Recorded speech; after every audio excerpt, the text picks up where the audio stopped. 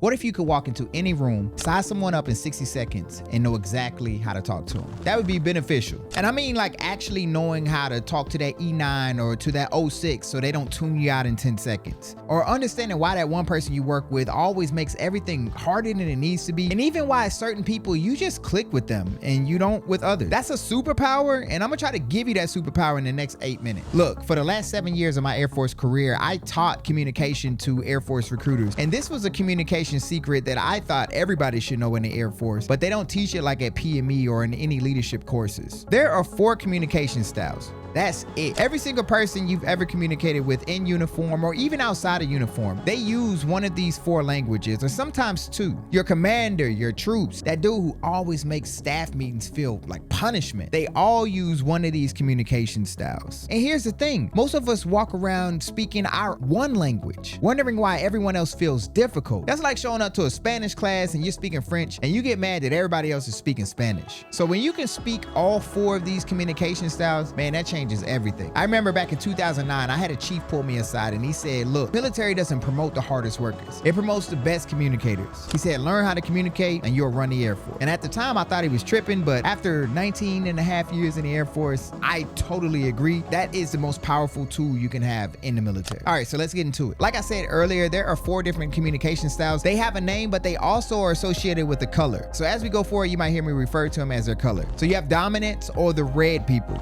These are the cut to the chase people. These are the people who don't want to waste too much time on small talk. They want to get right to business. They are super competitive. These are the people who like to win. Everything is a competition to them, and they just want to know how we're going to get the job done. They like challenges. They like getting stuff done, and they don't want to waste too much time on preparation to get those things done. Tell me what you need, and we're going to get it done. This is the smallest group of communicators. Roughly about 18% of people are red, but as you start going up into leadership, they kind of dominate those leadership positions. Next, you have your influence people or your yellow people. This is the let me tell you what happened people. They like to tell stories. They communicate through vibes. They like to make everyone around them feel good. They don't really like to follow rules that much. Matter of fact, they like to kind of create their own rules. They like working in chaos as well. Like they don't need too much standards, too much guys. They can just figure it out. They like to be creative. They are a good time, and they can get people to follow them just because they are a good time. Somehow, even though they talk a lot, even though they're always running their mouth, somehow people just enjoy being around them. This is the second smallest group. Roughly about 21% of people are yellow. Then you have your steadiness or your greens. This is the way we've always done it, people. These are the people who are just chill. These are the people who like to move at a steady pace. They are very relationship oriented. They do things for the team. They do things for others, and they don't really like change. They like everything to kind of be the same way as it was before. Anytime there's a change, you can stress one of these people out. Anytime you try to speed them up, make them work faster than they want to work, you can also stress them out. This is the biggest group of people. Roughly about 36% of people are green or steadiness. And lastly, you have your blues or the compliant people. These are the, well, actually, associations. These are the people who like to follow data. They like to follow the rules. They like to follow standards, guide. They like to do a lot of research. They do not like moving before they understand exactly what they need to do. These are the people who do a lot of analysis, and they only feel comfortable when they feel like they know enough of the information. You might see this person reading like a doctrine or maybe even a book trying to understand something more in depth. This is the second biggest group of people. Roughly about 25% of people are blue or compliant. Now, if you don't really know where you fit in, I like to put people into a box,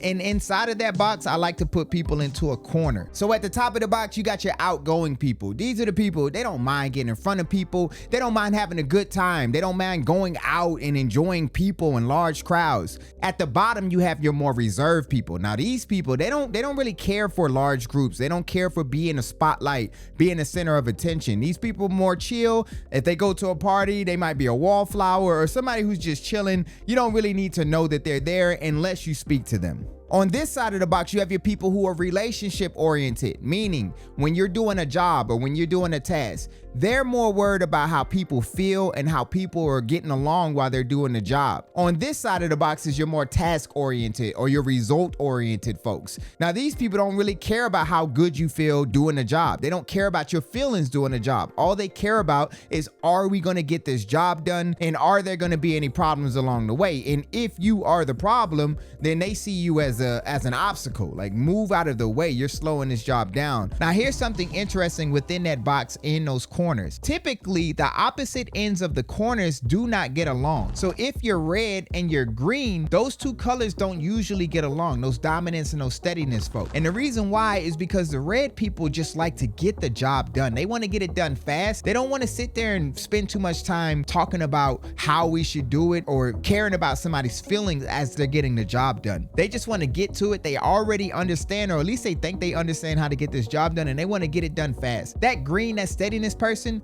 they do not like getting a lot thrown at them fast. They do not like moving fast. So when that red is like, hey, we need to get this done, we need to hurry up, that green person's like, whoa, chill out, man, chill, you're doing too much. And the red person is like, why is this person moving so slow? And it's just a lack of communication between the two. They do not understand each other, and they don't understand what makes each other tick. Same thing with the yellows and blues, or the influence and compliance. That influence, that yellow, they're talking a lot. When they're getting their job done, they're telling stories, they're having fun, they're laughing. They don't really care too much about the books, they don't care too much about the rules. And this blue is stressed out. This blue is like, oh my God, I have done so much research, I have done so much analysis, and this person just winging everything. They don't really find you funny. They don't care about your stories. All they care about is, are you staying within the black and the white? But that yellow person likes to live in the gray. So the yellow person can kind of look at the blue person like a nerd, like, bro, chill out. Why are you always in the books? Something else to know about these different communication styles is they're pretty consistent day to day, but when things get stressful, they change up. So for a red or a dominance, when things get stressful, they can get belligerent. They can tell everybody to shut up. This is how we're doing it. Move out the way. And if you're green, that's just gonna piss you off. You're gonna shut down working around a red in a stressful situation. For a yellow in a stressful situation, they're gonna try to be the one to like, hey guys, we got it. Remember that one time? And people might just get pissed off at them because it feels disingenuous. It feels like, yo, this is not the time for all that. Especially for like a blue, they're gonna be like, this is not helping. For a green, for a steadiness, when they get stressed out, they just slow all the way down. While everyone else is arguing, they are checked out. They are moving slow, and they're probably not gonna come back to reality, at least until the end of the duty day, until tomorrow. And then your blue folks or your compliance folks, when they get stressed out, they start getting very like chippy. They start getting analytical on you as well. They do the, I told y'all this wasn't gonna work. According to my calculations, this was never supposed to work. And they can sometimes try to make you feel as if you're not as smart as they are. Like they can speak to you with like a condescending tone. That's something you gotta look out for. So think about that in specific people that you deal with day to day and their different communication styles. Now here's the cheat code. Once you learn how to identify these different communication styles, you can start learning how to adapt your communication style to theirs. And I'm gonna show you how. So for like a dominance or a red person, if you got a boss who's super dominant, super red, this is how they want you to communicate to them. You're gonna walk in, you're gonna say, hey boss, I need 30 seconds, that's it. I have 3 issues and I have a solution for them, but I need your call. You say something like this to them and you're gonna watch their whole face change. They're gonna light up and they're gonna be like, oh my God, did you just become my favorite person? To the yellow folks, if you got a boss, if you know somebody who's yellow, all you gotta do is just come in and massage your ego a little bit. You come in and you say, yo, when you did that commander's call the other day, that was fire. Hey, I got an idea of how we can make everything kind of pop like how you did that. And you had them at fire. They are locked in. Anything you say after that, they are listening. To the steadiness folks or the green, if you know somebody who's like that and maybe you're having an issue with them, you say something like, hey, I know you've been running this forever and it worked, but can you help me understand it a little bit more? Maybe we could try one small thing that'll make it even better. And they are literally like exhale with relief because you didn't come in trying to change everything. You only said like one small thing, and for them, that's good. And then to the compliance folks or the blue folks, if you're having a hard time communicating with them, you might want to send them like an email, maybe even a text message before you have a conversation with them. And within that email, you have different data, you have different analysis, so they can kind of start picking it apart. Then you say, hey, I need your brain on this. I'm having a hard time understanding this. Can you help me with this? Or what do you think the best direction to go is? And they'll work overtime because now you've given them something to pick apart. They're going to start looking at all this data and you might make a friend. See, the key is you're not changing your message. You're just changing the way you deliver it to them. And you're not taking things personal. You're not mad at that blue because they like to work the way they like to work. You're not mad at that red because they like the results. You just understand them and you start changing or adapting your communication style to theirs. And I'm not talking out the side of my neck, y'all. Like, this is something that I taught the last 7 years of my Air Force career to the Air Force recruiters. And when I first started teaching it, it wasn't something that I bought into all the way. It was just something that I felt like we had to teach. But I ended up getting this one dominant or red communication style person, and he